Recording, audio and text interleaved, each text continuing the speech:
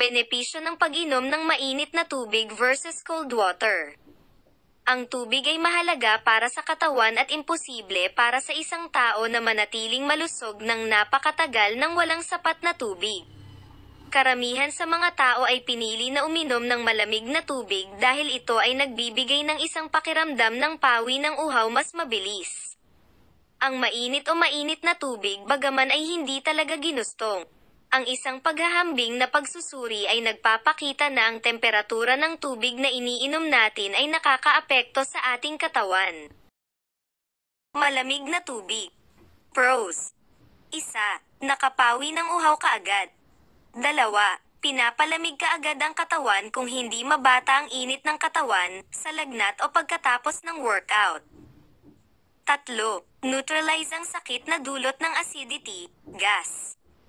Cons. 1. Nagdudulot ng matinding constipation sa pamamagitan ng paglamig sa digestive tract at sa pamamagitan ng pag-neutralize ng init ng katawan na ginagamit para sa panunaw. 2. Pinapalamig ang down na katawan na nagiging sanhi ng biglaang pagbaba ng presyon ng dugo. 3. Nagiging sanhi ng pagdikit ng respiratory at digestive tract.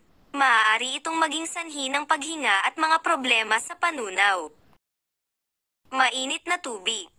Pros. 1. Nagpapabuti ng panunaw at naglilinis ng bituka at digestive tract ng epektibo. 2.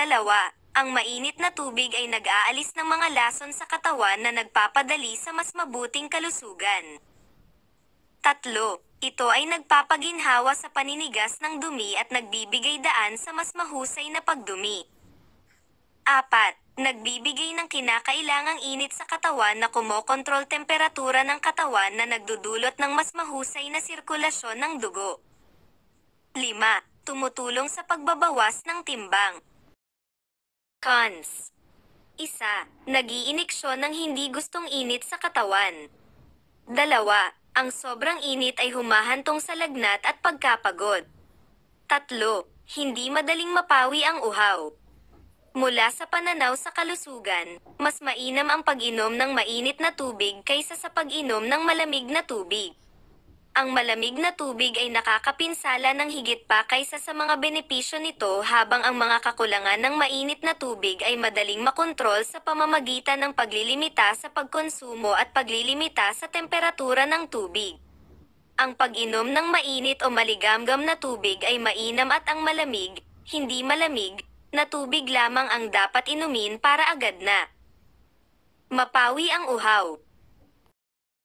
Disclaimer. Ang nilalamang ito kasama ang payo ay nagbibigay lamang ng generic na impormasyon.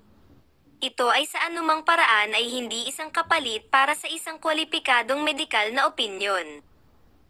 Palaging kumonsulta sa isang espesyalista o sa iyong sariling doktor para sa karagdagang impormasyon. Hindi inaangkin ng LCT ang responsibilidad para sa impormasyong ito.